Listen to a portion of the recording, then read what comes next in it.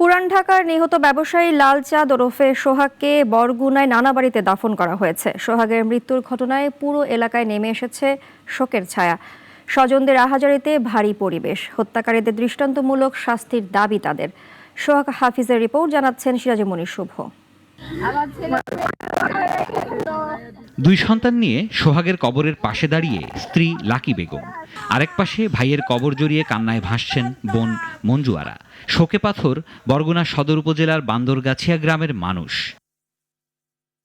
গত 9 জুলাই ব্যবসায়িক কোন্দলে ঢাকার মিটফোর্ডে নির্মমভাবে খুন হন লালচাঁদ ওরফে সোহাগ। শুক্রবার সকালে রায়ভোগ গ্রামে নানা বাড়িতে তার মা আলেয়া বেগমের কবরের পাশে সমাহিত করা হয় তাকে। নিহত সোহাগের পৈতৃক নিবাস বরগুনার পাথরঘাটা উপজেলার কাকচিড়া গ্রামে হলেও শৈশব থেকেই তিনি ঢাকায় বসবাস করতেন। মাত্র 7 মাস বয়সে বজ্রপাতে পিতা আইয়ুব আলী মারা গেলে মা আলেয়া বেগম একাই 2 মেয়ে ও 1 ছেলেকে বড় করেন। সোহাগ ছিলেন পরিবারের সবচেয়ে ছোট। ওনার কাছ থেকে 2 লাখ টাকার মাসে টাকা চাইছে যে ওনারে দোকানের থেকে দিতে হইব, আর ব্যবসা বাণিজ্য করতে দিব না।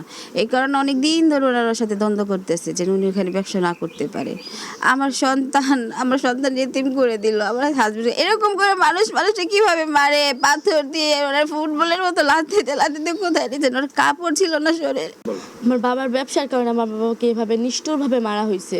যে আমার বাবাদেরকে মেরেছে বা পাথর দিয়ে নিষ্ঠুরভাবে মেরেছে, এত কষ্ট দিয়ে রাস্তার ধারে ফালিয়ে, আমি তাদের ফাঁসি চাই। হত্যার ঘটনায় ঢাকার কোতোয়ালি থানায় মামলা করেছেন নিহতের বড় বোন মঞ্জু আরা বেগম।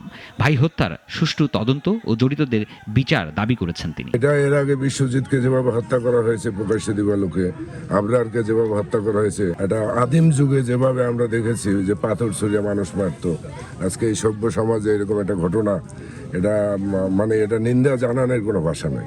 হত্যাকারীদের দ্রুত গ্রেপ্তার ও দৃষ্টান্তমূলক শাস্তি নিশ্চিতের দাবি জানিয়েছেন স্থানীয়রাও। সিরাজুমণি শুভ, নাগরিক।